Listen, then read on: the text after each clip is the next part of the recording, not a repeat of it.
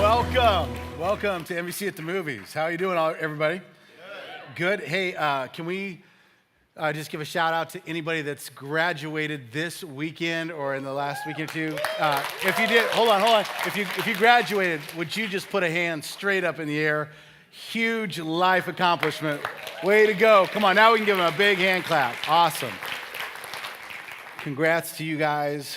Such a great thing. A couple other quick announcements about our NVC at the Movies. We're doing this for 4 more weeks after today. And in that, a couple exciting things. Number one is first service bought out a lot of these, so you're going to have to hurry. But after service, we decided it would be fun to buy tickets and buy out a theater at Queensgate to go see The Incredibles 2 a week from Friday, just as a church family. So only a few seats left. If you want to buy some of those, just see us in the lobby out there. The popcorn machine people will direct you where that's at. And it'll be a lot of fun to do together. Also, on the final week of this, July 8th, if you have a Star Wars t-shirt, wear it, because it's going to be Star Wars Day in honor of Matt Molt, at the dismay of my wife. But it's going to be fun. And just to round out the series, come on, that's me. And so we're going to go for it that way. All right. I'm really excited to kind of talk about this today. I want to talk to you today about the idea of story and how it affects our lives. Most of us are aware that when we watch a movie, we kind of relate to the movie because you see something in the movie that kind of resonates with something going on in your own life, and it's because we do live a story. And I've done a little research and a lot of reading on how stories are developed, and there's a couple story arc ideas, and let me just show you how they happen here. The story arc, it goes with the setup of the story. And this is when the beginning of a story is built up, you meet the characters, then you get to the part of the story which is the conflict that the characters run into, and then you get to the point of resolution. Now, if you think about your favorite movies, you can imagine how this all plays out in the movie that you are thinking of in your head right now. But if you think about your own life is like this. Life starts off pretty good. It's a setup, everybody. And then you hit the conflict. And the reality is that you got this much setup, this much conflict in life, it seems like, and then you get to the resolution. Another author said it another way, and I wanted to overlay that. You've got quest of the hero, and then the hero goes through an ordeal, and then the hero makes a return with the victory. And these are kind of the basics of story, and I think that they apply not just to movies and novels, but to our lives. And I'm going to introduce you to a couple authors today that are a couple of my favorite authors, but also because they actually write about story and they help unpack the ideas. So I'm going to introduce you to one right now. His name's Andrew Klavan. Andrew Klavan is the award-winning mystery writer. He's written lots and lots of crime and mystery dramas, including True Crime and Don't Say a Word, which were both turned into big Hollywood movies. So he's won a lot of awards a lot of different times for those. And here's a quote that he said about story. He said, "Stories are not just entertainment, not to me. A story records and transmits the experience of being human. It teaches us what it's like to be who we are. Nothing but art can do this. There is no science that can capture the inner life. No words can describe it directly. We can only speak of it in metaphors. We can only say it's like this story, this picture, this song." How many of you have a song when you hear it, it just takes you back? Anybody? Come on, you resonate with that because art has a way of doing that for us. In fact, the Bible actually as well, which is to me the number one book of all time in my world, and the Bible has little moments in it where it speaks as to why that story was written down. I want you to see what John, one of Jesus' disciples, when he's writing the biography of the experiences that he saw firsthand, I want you to see what John said. He said the disciples saw Jesus do many other miraculous signs. Now, this is written at the end of his memoir. He says, in addition to the ones that are recorded in this book, but these are written so that you may continue to believe that Jesus is the Messiah, the Son of God, and that by believing in him, you will have life by the power of his name. You have to know something about this. This was written in the first century while John's still alive. Most of the disciples have passed away and been murdered for their faith in Christ. John is still alive, and he goes, man, I'm not writing this to convince anybody. I'm writing it to people who saw Jesus, who experienced him, and I want you to remember these were the stories. We wanted to capture it so we didn't forget what happened. Come on, I've kept DVDs from CNN and other places of 9/11 because I said those words, "We will never forget." And I'm like, I got to retain the stories. And that's what John does with the most incredible story of Jesus. And man, when I read the story of Jesus, and I would highly recommend that you take time to actually read the story of Jesus for yourself because it's the most unique story in the whole history of the world. It's transformative, and he says things and does things that you go, man, this is otherworldly. And it's just really an amazing, amazing story. But the Bible itself's purpose is to help people believe that Jesus' story could have an internal impact and not just a temporary one. All right, now I'm going to introduce the movie for this week. And the movie this week is a movie called Lion. How many of you saw the movie Lion? If you've seen it, you would remember it because it's a powerful story. And to set this up, it's a true story about a young boy with his brother in India. They get separated, and so their lives go on very different tracks. And because this little boy is illiterate and gets on this journey, he doesn't know where he's from, doesn't know his name and all that, but he gets adopted. But then he decides he wants to go back to his home. And I'll let the trailer show you this.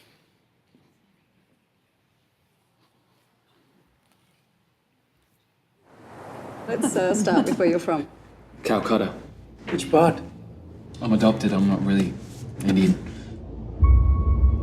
I'm starting to remember. Saru, our beautiful boy. We're very proud of you, son. A life I'd forgotten. Are you okay? I had another family. A mother. A brother. I can still see their faces. What happened? इधर जा मत मैं कल का काम निपट के आ जाऊंगा Guddu Guddu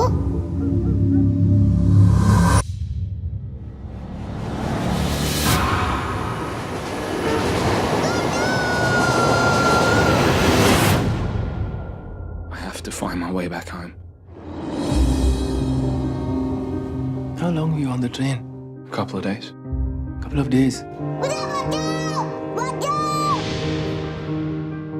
It would take a lifetime to search all the stations in India.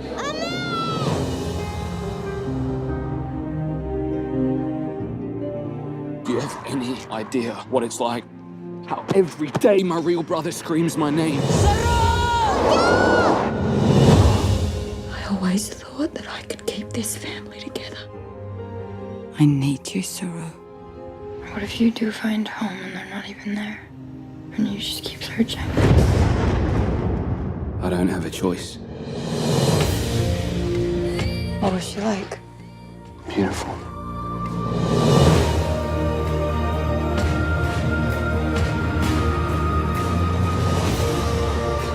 Every night I imagine that I'm walking those streets home, and I know every single step of the way.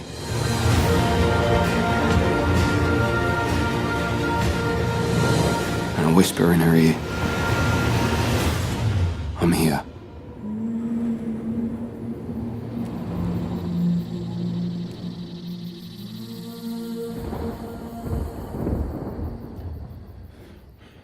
Well, if you haven't seen it, you want to see it now, I hope. It's a great movie, one of my all-time favorites, and it's a powerful, powerful story, and we're going to thread that through the talk today. I want to talk to you about conflict resistance, because I think this is innate in our humanness. When we talk about a story arc, and you think about your life and maybe the ordeal or the conflict that you're going through right now, most of us really try to resist any kind of conflict in our life. How many of you dislike fights? Anybody in here love Yeah, most of you. Anybody like a good fight? Some of you are like, oh, but that's a problem. We're going to have prayer people available. Most of us, the conflict is not, I'm talking about like a fist fight, but I'm talking about the kind of conflict that we have that's a struggle. For instance, real life conflict looks like this.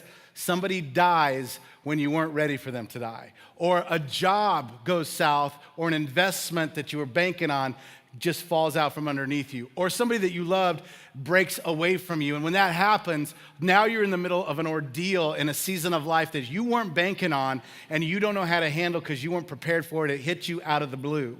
when those kind of conflicts come in our life, we do everything we can do to resist it and avoid it. And we're built as Americans in particular to fight for comfort, like to not find conflict. Like when we bought this, or began to rent this building, I should say, 5 years ago, we bought these chairs on purpose. The chairs you're sitting on were more expensive than folding metal chairs. But come on, we want a little comfort in our life, and we don't want discomfort. But we really have this resistance to conflict in our life. And James Scott Bell said that in our real stories and in novels and in movies, there's something that starts a conflict, and it's called an inciting incident. It's the moment of no return. It's the thing that happens. It's when the report comes and there's no going back from that. And if you've lived out something like that in your life, you can remember the inciting incident in your life.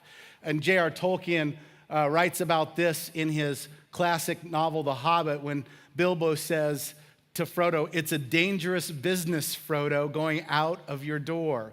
You step into the road, and if you don't keep your feet, there's no knowing where you might be swept off to." And that was their inciting incident, was when those little scrubby rebellious third graders leave the safe area and go on an adventure in life. Now I'm going to introduce you to my second author. Are you ready for this? I'm going to piece it all together, but the second author I wanted to introduce you to, first being Andrew Klavan. The second one is a man named Donald Miller. Donald Miller grew up in the Portland, Oregon area. And if you've been to our church at all, you know that I like to read books. And I actually, since college, I think I only read 1 or 2 books up until 2006. And in 2006, somebody gave me a copy or recommended Blue Like Jazz. And I thought, okay, I'm going to read this book because it was about Portland, and I knew Portland because I'd grown up there. And man, it captured my attention, and it's Donald's own story and kind of his own biography of how he grew up and how he comes to faith in Jesus and what it looked like in his life. He has a powerful chapter about loneliness that was just life-changing for me, and just a great, great story. So Donald Miller writes this book, Blue Like Jazz. I read the book and loved it. A few years later, he writes another book called A Million Miles in 1,000 Years. Now, the interesting thing is that this book, number 2, is written about the middle between, because what happens in real life, in Donald's real life, is that Donald writes Blue Like Jazz, and then some movie producers come along. And they say, we'd like to take Blue Like Jazz and make it into an actual Hollywood movie. And so he said, great.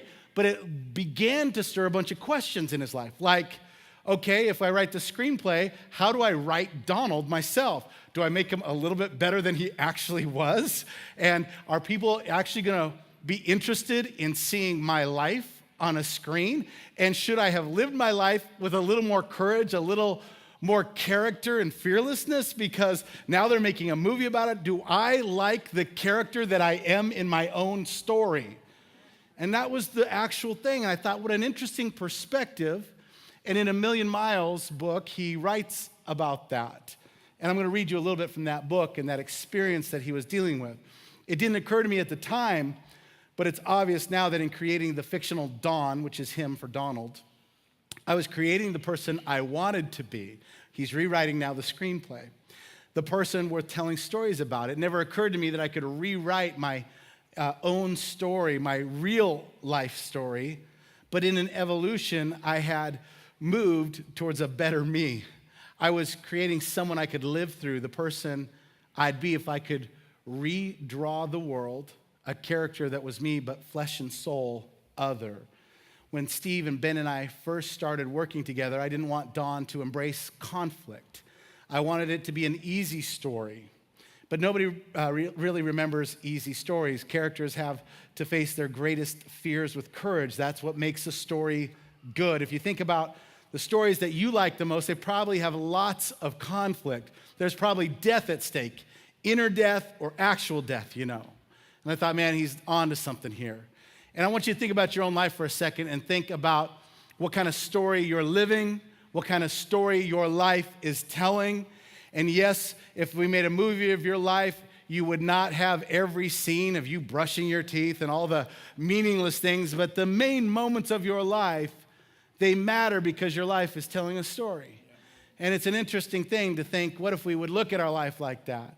Some of you have avoided conflict in your life, but I'm telling you, the conflict that's come to you is making you and setting you up for an amazing story. You could be on the defeat end of your story, but you're ready for your comeback. Like you could be just a few months, a few years away from what was break down to break through in your life. And you can't, especially if you're a person of faith in Jesus like I am, you can't discount the fact that there is a author and a finisher of your faith that's writing your story, and he's not done with us yet. And you go, man, I didn't count on all this conflict happening in my life, and I didn't want this, and I didn't want to have to face this and go through this, but maybe God's tinkering with your character to get you to be somebody that's a story worth telling.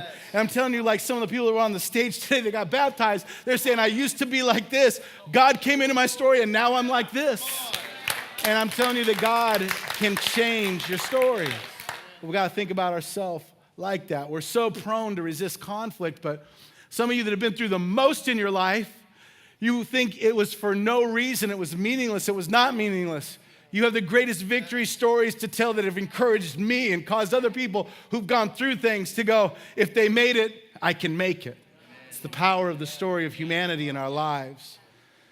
Some of you know, too, if you know that I read books, you know that I like pina coladas. I'm pretty boring. I watch Star Wars and anyway, I'm a nice person, but I go on walks. I got a new Fitbit, and I'm tracking my steps, and I'm really excited. So you ever sit there and just do this? I'm getting like 8 steps right now, and no big deal. But on my walks, I found that I like comfort on my walks. So like last year for my birthday, my kids got me some Runner's Soul gift cards, and I went and I got fitted New Balance shoes, super comfortable, the right width for my feet and all that. And I found that when I go on my path from my house, it's a 3.5-mile journey down the hill, around the loop, and back up. And I love doing it. It's kind of my time alone with God, and it's wonderful. But it's also that I'm very particular. I noticed that in Tri-Cities, it's dry most of the time. But yesterday, I went for my walk at 6:45 at night. I'd finished up my notes, and literally, I get down the hill, and it starts pouring rain. And I'm like, this is not good. But I don't like it when it's wet out. But some of you have sprinklers in your yard, and some of your sprinklers, I'm just going to say it, you need to go back and check them and aim them on your grass, not on the sidewalks. Come on, can I get a witness? Somebody. You are watering stuff that is not going to grow, and it's not okay. And so I'm walking down the sidewalks, and I don't want to stop walking, and I get angry when the sprinklers are on the sidewalks. I want to show you, I got so mad, I took a picture, and you can't see how upset I am in the picture, and it's more dramatic in real life. This doesn't do it justice, but I want you to feel the pain that I'm going through. And so I'm walking, and what I found is this, that I actually, when this happens and I hit this section in Canyon Lakes right there, what I do is I avoid the water, and I go way out into the street to get away from getting wet. And then here's what happens. This is a real life story. A car starts coming, and I'm like, I don't even care. And I'm trying to get away from the water, and I'm risking death to avoid discomfort. I would rather get hit by a car to prove my point than have wet New Balance sneakers. And I'm not even lying. Like, this is just real. But the reality is, in our lives, we're like that. We avoid discomfort as though that's the greatest evil. Can I tell you that my faith informs me that on the journey and the path I'm supposed to walk, I need to make sure that I don't have disobedience and get off the track more than I avoid discomfort. Yes. And some of us in our life, if we go the route of comfort and avoid things that are silly, we end up going towards our death, and certain things will lull us to sleep in the land of comfort, but we need to stay on track, even if it's uncomfortable. And we have this built-in displeasure with conflict, but conflict, I'm convinced, is building us into great stories to tell. Let me jump to the movie Lion for a minute. Lion is this story of Saru and his brother Gudu, and they get separated at that train station that fateful night, and it nearly stopped his story as he grew older. And here's what I mean by that is we meet the character in the movie. He is at a spot in his life where he is in his room, and he's left his girlfriend, he's left his family, he doesn't hang out with friends anymore. He got consumed with trying to find home and Google Earth had just come onto the scene technology-wise, so he's searching for any clues in the millions of square miles of India to see if he can find something, because he was illiterate and he was 4 years old and he couldn't even pronounce his name correctly. He doesn't find that out till later. He couldn't pronounce the name of his town correctly. He did not know his family's name, and when an authority figure says, "Little boy, what's your mother's name? What's your family name?" he says, "Mom." He doesn't know anything else. And he's completely lost, but in his adult life, it's consumed him for weeks and months trying to find home. This was his conflict. This was his ordeal, this longing for home, the wanting to return and find his brother and his mother and his sisters. And it's this incredible moment, and it almost broke him until there was this breakthrough moment that we'll look at in just a moment. Other people hit that in life. Andrew Clavin, that first author that talked about story that I shared with you, he was on the brink of suicide. He was an atheist in his life. He wanted to be an intellectual, smart writer, and read classics, and he dove into all the different philosophies, eventually landing on sadism, and recognized that life was completely meaningless and devoid of anything in reality, and all that was available to him was the idea of pleasure, and it drove him to the brink of suicide. And I just want to say this today, that if the movie Lion tells us anything, and that would be this, that's a good thing. We'll put that up in just a second. We need to not give up. We need to not come to the end. We need to not just quit. Can I tell you that most of the times when we quit or we want to quit, it's right before the breakthrough comes. And none of us are like, "Oh, I got this," all the way to, I'm telling you, every time you thought about bailing out on your marriage, bailing out on your job, dropping out of this good thing, stopping to do this good thing, it's always right before you hit a breakthrough point. And you need to not give up. And I did want to say that in America this week, we had a couple very public suicides. That's why that's surprise thing's going to be up there. It's Kate Spade and Anthony Bourdain were very public suicides. And they gave up, and I just want to say that, you can put that up there. I actually want you to take your phone out, and I want you to snap a picture of this. Maybe you don't need it for you, but I'm telling you, somebody you know might need this, and you might need to share it. So you need to go ahead and actually do this. It's like taking notes. Get this in your phone, because some people feel like, "I can't make it another day," but I'm telling you, there's a church, and there's people here that will stand with you, pray with you, talk with you. If you will just reach out a little bit, there's professionals that will listen to you and guide you. Don't give up before it's your time. I'm telling you that it's not time to quit and go, "I can't take any more conflict." So I just wanted to put that out there for you. In thinking about the idea of suffering, I've recognized that suffering involves two things, because we can all handle a little bit of pain. Listen, I got a tattoo once, and I knew it was going to be painful. It's this right here. And it was 7 minutes of the worst pain of my life. And but you kind of can go into that. I got through it. I'm okay. And but I'll tell you what suffering is made up of. It involves pain and time. Pain and time. When you have an unlimited amount of pain, you don't know how long it's going to go on, we call that suffering. And it's tough to go through that.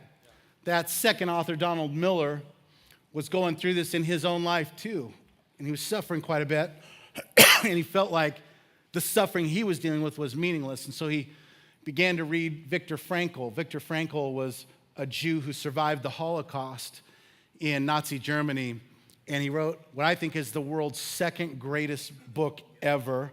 It's called Man's Search for Meaning. And if you've read the Bible, this needs to be your next great read, because he deals with the idea of suffering and the idea that what you're going through, no matter how awful it is not meaningless. And so here's what Donald Miller said about Frankl's writings. He said, Frankl's conclusion that misery, though it seems ridiculous, indicates that life itself has the potential of meaning, and therefore pain itself must also have meaning. A choice or a chance of hope is no pacifier against a sure tragedy. But Viktor Frankl whispered in my ear all the same, and he said to me that I was a tree in a story about the forest, and that I was arrogant to believe anything differently. And he told me that the story of the forest is better than the story of the tree. An interesting concept that helped him walk through his own suffering.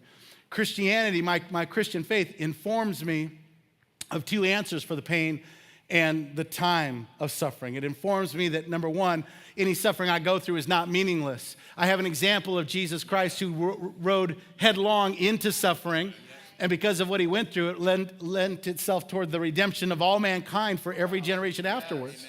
And sometimes the greatest suffering can lead to the greatest redemption. And I have an example for myself that strengthens me in the time when I'm going through it to go, no, if Jesus can suffer. And if you read all the first century writers that are included in our Bible, they all say this: we are called to suffer with Christ and to suffer for Christ. And my faith also tells me that I am not alone in that long span of time, but that Christ is there with me. Even when it feels like he's silent and I don't know when is he going to speak, when is he going to change the story, when is he going to intervene on my behalf, I'm not alone, but my faith informs me that my God sees, and he's the author that is writing the story, and he's setting up circumstances. And even if I die, I can trust in his goodness and that he'll bring me through in heaven. But I'm hoping he brings me through here, but I can trust him that he's with me. And it's great. I want to show you the last clip of the movie that I'm going to share with you, not the end of the movie, but of Saru and his searching. And he had mispronounced as a child the name of his city, but he was on the brink and he didn't give up. And I want you to see what happens.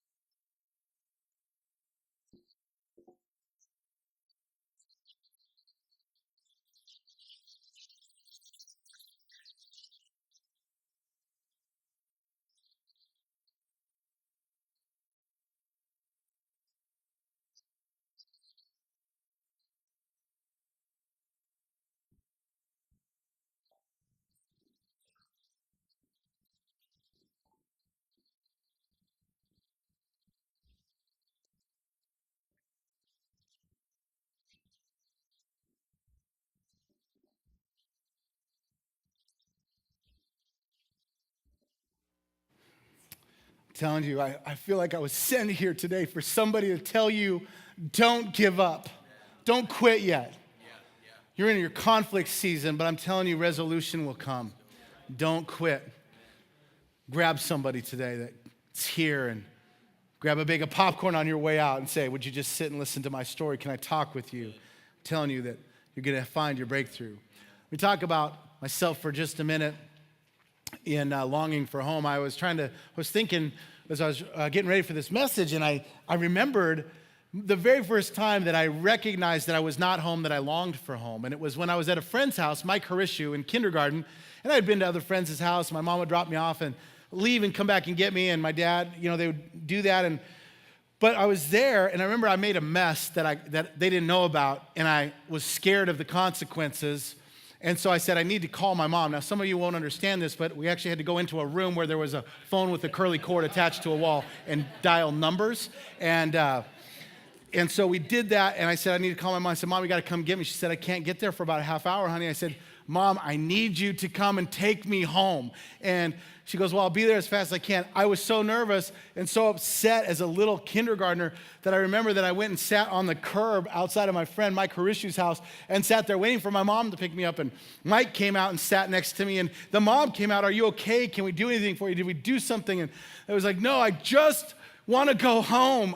And I recognized for the very first time in my life, in my little mind, that home is something that we all long for. That's why this movie is so touching, is because there's a longing in us for home that's natural, that actually points to a spiritual reality that we're aching for the home of heaven in our life as well. And I just remembered that. And for me, home was a safe place. I mean, I had mom and dad that loved me and took care of us, and we didn't have a lot of money, but I didn't care. I didn't know that we were poor growing up. We had food. If I had peanut butter toast, I was good, and it was it. There was one time that wasn't safe, and it wasn't for me, but I remember my dad wakes me up in the middle of the night. Now, my dad's a hunter, a gun owner, kind of guy, and he wakes me up, and he's got a .45 pistol in his hand, and I'm in 7th grade, and he goes, "Matt, come and help me." And I wake up, and I see my dad with a gun. I did not know he had a pistol. I knew he had a rifle, and so I'm like, yeah, you know, like kind of just like, what's going on? And he says, "There's somebody at the front door trying to break in." I have no idea what time it is. Like, I'm just in a daze, and we go there. I go, "What are you gonna do? What are you gonna do?" He's like, I don't know. Shh. He's like, "Do you hear that?" And I'm like, "What?" He goes, "Come to the door and listen." And I'm thinking, there's evil outside the door. You have a gun. And so I'm like, and it sounds this creaking like somebody's trying to break in the house. And I'm like, we're gonna die, you know? And my dad goes, "Okay, stand back, stand back." And he goes and he opens the door. And as he opens the door, he shoots his gun. And the gun goes off. Now, let me just tell you this. In the movies, it's like, pew, pew, pew. In real life, you go deaf for a minute. It's like, boom. And I thought, what happened? Whoa, somebody died. We're gonna die. Like, I'm just totally freaking out. And I'm like, "Dad, are we okay?" He goes, "Yeah, nobody's there." He goes, "The screen door was a little loose in the wind, and there's a big hole in our oak tree that was there." And, you know, my dad probably forgot about that, but the oak tree remembers. Let me tell you one more story today, and that is the story that Jesus tells. It's the prodigal son story, but I'm calling it the prodigal son, the prodigal father. And I'll explain that in a moment, but Jesus is actually going after, if you will, his children that are lost. He's like, came to the planet to find us, even when we were running away from him. And here's what the Bible says. It says that tax collectors and other notorious sinners often came to listen to Jesus teach. And let me just say this, because it wasn't just like NVC, TC sinners, notorious sinners. Come on, somebody, right? Like serious sinners like to come to hear Jesus teach. That's why New Vintage Church will always have its doors wide open for anybody to come in here to hear Jesus be talked about and taught, because he is loved by humanity, because he's hopeful. Anyway, they loved him, they listened to him. It made the Pharisees and the teachers of religious law complain that he was associating with such people and even eating with them. And so Jesus begins to tell them stories, and he tells them actually 3 stories. The first story he tells them we're not going to read, but it's the story about a shepherd who has 100 sheep, and 99 of them are okay, but one of them's lost, and he leaves the 99. He's got 99 problems, but the one sheep, anyway, he leaves the 99 to go after the one, thank you, and goes to get the one sheep. And we actually sang a song today about how he leaves the 99. That's because it's talking about us. People don't get it, and the religious leaders are still like, you can't hang out with those kind of people. And Jesus is thinking, I came for those kind of people. So he tells another story about a woman who's got 10 coins, and she loses one of her coins in the house, and she tears the house up like any good mother would do, looking for a lost sock. But this one lost a coin until she finds it. And they still don't get it and kind of glassed over. And Jesus goes, okay, I'm going to tell you one more story. And he tells them this story. And it's an epic story about a kid longing for home. And here's how it goes. A man had 2 sons. This is Jesus telling this story. A man had 2 sons. A younger son told his father, I want my share of your estate now before you die. So his father agreed to divide his wealth between his sons. A few days later, this younger son packed all of his belongings, moves to a distant land, and there he wasted all his money in wild living. Let me just say this. This is where the word prodigal comes from. In America, we call this the prodigal son story, but it's not in the Bible. And I didn't know what prodigal meant. I looked it up this week for the first time, had a revelation. Prodigal literally means somebody who wastefully spends, lavishly overdoes, is frivolous in the way they handle money. And so this kid is prodigal because he wastes it all. And he begins, it says, about this time his money runs out in an inciting incident. A great famine sweeps over the land, another inciting incident, and he begins to starve. He persuades a local farmer to hire him, and the man sent him out to the field to feed the pigs, and the young man became so hungry that even the pods he was feeding the pigs began to look good to him, and no one gave him anything. And can I just say that that's a picture of what humanity, like me, and maybe you, are like when we leave home when God has treated us pretty good. And we just spend it all on this world, and nobody's helping us. There's a famine in the land. Culture can't answer the questions you've got. And you're just running out. And all of a sudden you start to do things you said, I would never do that. I would never eat that. And all of a sudden there you are in the pit of the world. The story continues. When he finally came to his senses, he said to himself, at home, even the hired servants have enough food to eat, and here I am dying of hunger. I will go home to my father. And he makes up this plan. He says, I will say, Father, I've sinned against both heaven and you, and I'm no longer worthy to be called your son. Please take me in as a hired servant. So he returns home to his father, and while he was still a long ways off, his father saw him coming, filled with love and compassion. Can you go back? Filled with love and compassion, he ran to his son, embraced him, and kissed him. And we had the first paragraph shows what it's like for humanity. This paragraph shows what God is actually like at the very moment when we stop running after all the stuff we want. And at the moment we turn around and go, it was better with God. I'll take my chances with my Father. And at the moment you're still a long ways off, but you've turned towards Jesus, he turns around and he's sitting on the curb now looking for you going, I'm so excited you're coming back.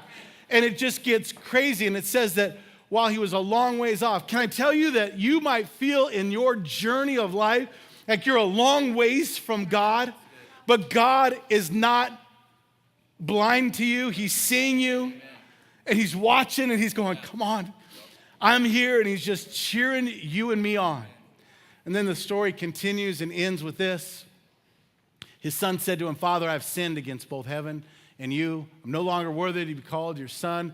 But the father said to the servants, quick, bring the finest robe in the house, put it on him, get a ring for his finger, sandals for his feet, kill the calf that we've been fattening. We must celebrate with a feast. And this is why I call this story the prodigal God, because God is now lavishly, ridiculously spending money, overdoing it, overwhelming him, spending money he should not be spending on a boy who went away from home. But God the Father just goes, no, I'm going to overdo it with how much I love you. I'm going to restore stuff to you. You are not a slave. You are not a hired hand. You're my son or my daughter, and I just wanted you home. And then he says, this boy was lost, but now he's found. So the party began. What a great picture of what it's like for us to turn our lives over to Jesus. It's how he treats us. And we don't deserve it, but he's good like that. I want to show you one more story, one more quote from Donald Miller about our lives. If you can put that up. Donald Miller said, somehow we realize that great stories are told in conflict, but we're unwilling to embrace the potential greatness of the story we are actually in. We think God is unjust rather than a master storyteller. If my friend Steve was right about a good story being a condensed version of life, I wondered if life could be lived more like a good story in the first place. I wondered whether a person could plan a story for his life and live it intentionally. And so I want to turn the tables and talk to you about your life for just the last 2-3 minutes here. Your life and your story matters. And you might be in a weird season of conflict or ordeal or whatever, but I'm telling you, man, sometimes, we just get off on these crazy paths in life. And sometimes the crazy paths of life we are put on without our permission. But we find ourselves out in the middle of life trying to do it right. But the thing I know about God is at the moment, even when you can't see the path, at the moment you turn around to look for God, the path opens up to him. He's always got a path back to him. Always. It's always there. He always makes a trail home. He always has a road sign. He might have a church service like today for somebody in here to say, you can make it, you can turn around, I'll take you back. I'm gonna light the tiki torches, I'm lighting up the barbecue. We're going to Costco. Andrew Clavin, the other author, and we're almost done here today. Andrew Clavin wrote a novel 2 years ago. It's the only novel I read by him. It was an autobiography. And it's an interesting story. It's his own story, but he writes it like a novel. It's called The Great Good Thing. And the title, the subtitle is How a Secular Jew Comes to Faith in Christ. And it's different than all of his other mystery crime novels. And it's an incredible story. And he talks about how he was so far away from God. He was a Jew by birth, but not, ethnicity, but not in faith. Grew up agnostic, became atheist, and actually became a secular humanist, and thought everything about Christian literature was wrong. And here's what he said. He said, I had no religious motives in reading the New Testament, but I wanted to be a writer. Christian symbolism was everywhere in the writing that I admired, and I wanted to know where the symbols came from. So that's really was all. Faith is the death of thought, I told myself. As an aspiring intellectual, I intended to avoid faith at all costs.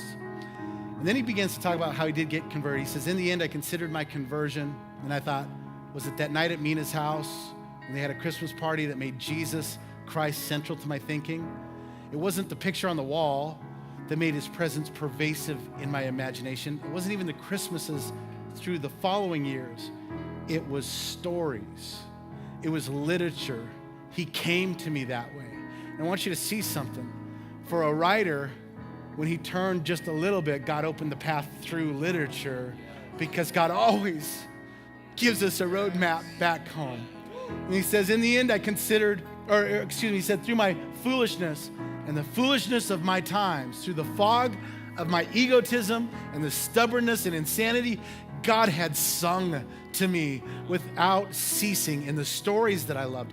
And in my love and in my story, I, even half blinded myself, had stumbled after that music to its source.